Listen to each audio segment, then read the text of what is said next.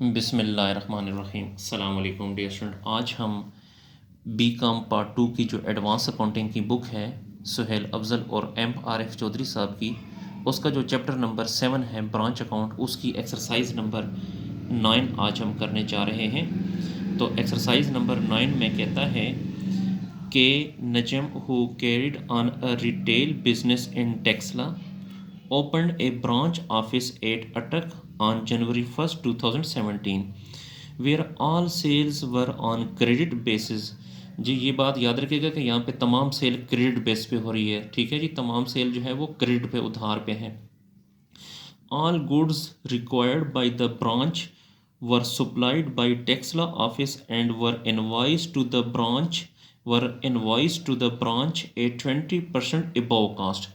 जी यहाँ पर देखें ये 20% above cost है, तो 20% above cost आ जाए या कास्ट प्राइस प्लस आ जाए तो आपने स्टॉक रिजर्व पे लाना होगा।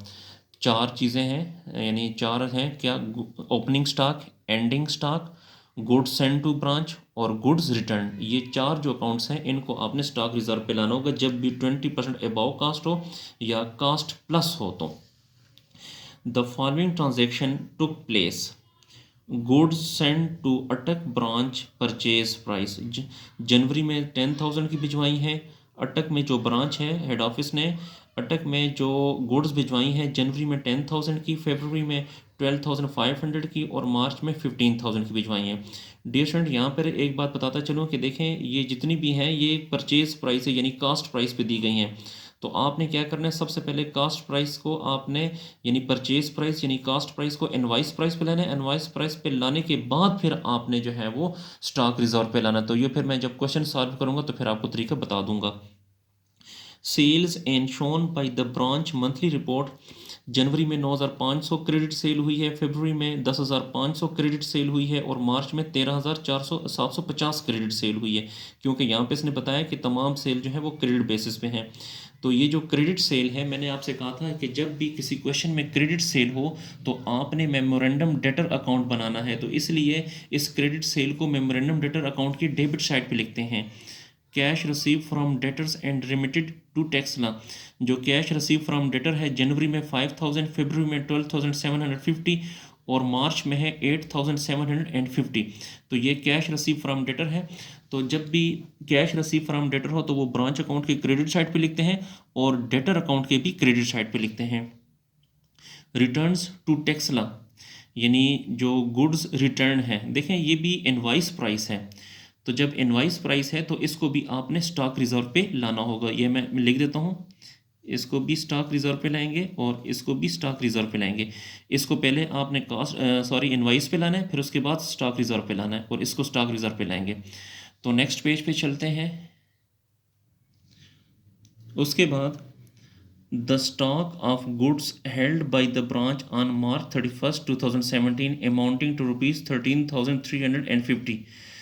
जो 31 मार्च को जो स्टॉक है वो 13,350 का। तो देखें ये साल का आखिरी दिन है, तो ये जो है एंडिंग स्टॉक होगा, इसको भी स्टॉक रिजर्व पे लाएंगे।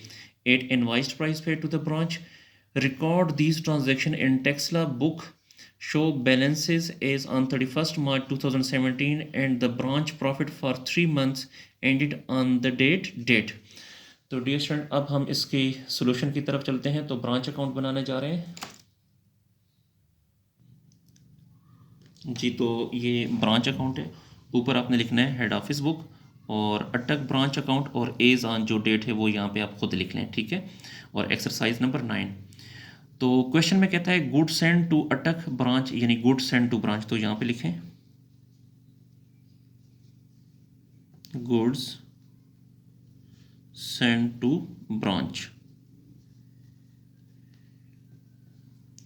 गुड्स सेंड टू ब्रांच जो है 10,000 प्लस 12,500 और प्लस 15,000, तो ये आता है 37,500। तो यहाँ पे लिखें 37,500 इनर कॉलम में लिखें और इसके साथ प्लस करें स्टॉक रिजर्व। स्टॉक रिजर्व किस तरह प्लस करेंगे कि 37,500 मल्टीप्लाई 20/100 करेंगे। तो इससे आ जाएगा 7,500। 7,500 इन दोनों को प्लस करें तो 45,000, यहाँ पे लिखें 45,000। ठीक है जी। अब ये जो 45,000 है ये इनवाइस प्राइस पे आ गया। अब इसको दोबारा आपने स्टॉक रिजर्व पे लाना है, तो यहाँ पे लिखें स्टॉक रिजर्व। ये जो स्टॉक रिजर्व है 45,000 मल्टीप्लाई 21/20 करना है, तो इससे आ जाएगा 7,500। जी मैं यहाँ पे आपको बता दूँ कि ये जो गुड्स सेंड टू ब्रांच 37,500, ये किस तरह आया कि जनवरी में 10,000, फरवरी में 12,500 और मार्च में 15,000, तीनों को ऐड किए तो 37,500 आया है। उसके बाद नेक्स्ट है sales as shown by the branch monthly report. तो ये क्रेडिट सेल है। क्रेडिट सेल डियर स्टूडेंट हम मेमोरेंडम अकाउंट के डेबिट साइड पे लिखते होते हैं, तो यहाँ पे लिखें क्रेडिट सेल।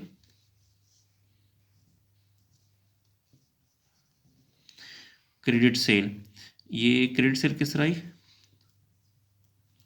9,500 जमा 10,500 जमा 13,750, इन तीनों को ऐड करें तो ये बनता है 33,750। ये क्रेडिट सेल है। क्रेडिट सेल हमेशा हम मेमोरेंडम डेटर अकाउंट के डेबिट साइड पे लिखते हैं। उसके बाद है कैश रिसीव फ्रॉम डेटर। जो कैश रिसीव फ्रॉम डेटर है वो डेटर मेमोरेंडम अकाउंट के भी क्रेडिट साइड पे लिखते हैं और ब्रांच अकाउंट के भी क्रेडिट साइड पे लिखते हैं। तो यहाँ पे लिखें कैश रिसीव्ड फ्रॉम डेटर्स। तो कैश रिसीव फ्रॉम डेटर जो है 5,000 प्लस 12,750 और प्लस 8,750, इन तीनों को प्लस करें तो ये आता है 26,500। ये मैंने इसकी डिटेल भी लिख दी है। और यही जो कैश रिसीव फ्रॉम डेटर है इसको डेटर अकाउंट के क्रेडिट साइड पे भी लिखते हैं, इसको यहाँ पर भी लिखते हैं। तो मेमोरेंडम डेटर अकाउंट के क्रेडिट साइड पे लिखते हैं cash receive from debtor, cash received from debtor.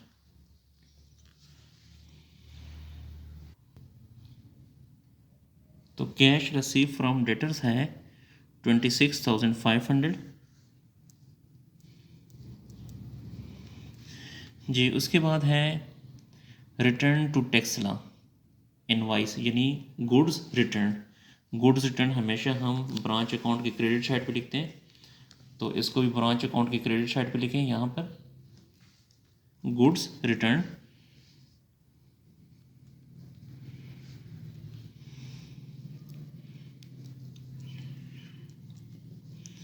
जो गुड्स रिटर्न है वो है 300 प्लस 150 प्लस 600, तो ये बनते हैं 1,050। तो यहाँ पे लिखें 1,050 जी। ये 1,050 किस तरह आया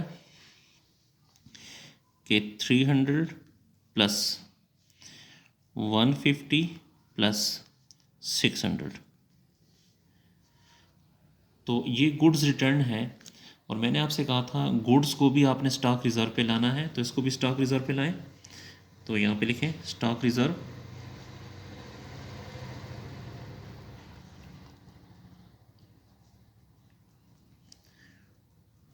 $1050 मल्टीप्लाई 20/120। तो 1050 को 20 से मल्टीप्लाई करके 120 पे डिवाइड करें तो इससे आता है 175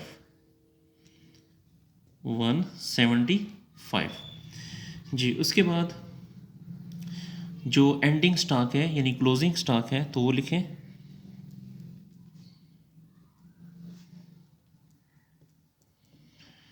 क्लोजिंग स्टॉक की अमाउंट है 13,350 इसको भी स्टॉक रिजर्व पे लाएं।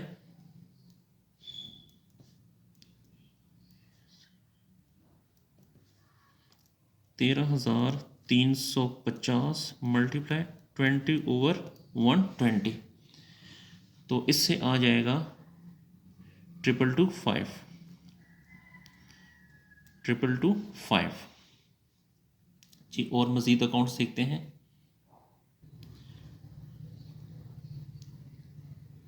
जी अब आप ये जो डेटर अकाउंट है इसका टोटल करें, तो देखें इन दोनों में से ये वाली साइड बड़ी है, तो ये यहाँ पे लिखें 33,750, यहाँ पर भी 33,750।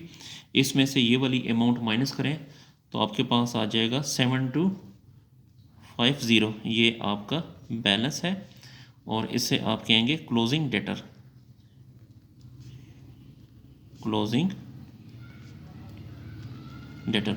और मैंने आपसे ये भी कहा था कि क्लोजिंग अकाउंट जितने होते हैं वो आपने ऊपर लिखना है, तो ये क्लोजिंग डेटर आपने यहाँ पर ब्रांच अकाउंट में भी लिखना है क्रेडिट साइड पे। तो यहाँ पे लिखें क्लोजिंग डेटर्स 7250। अब आप इनका टोटल करें, इन दोनों में से ये वाली साइड बड़ी है, इनको प्लस करें। 7,500 प्लस 26,500 प्लस 1050 प्लस 13,350 प्लस 7,250, इनको हमने प्लस किया तो इससे आया 55,650। यहाँ पर भी लिखें 55,650। अब इसमें से ये तीनों अमाउंट माइनस करें तो आपके पास आ जाएगा 8250, तो इसे आपने कहना है प्रॉफिट। तो इसके साथ ही हमारा क्वेश्चन कंप्लीट हुआ, इसको नोट कर लें।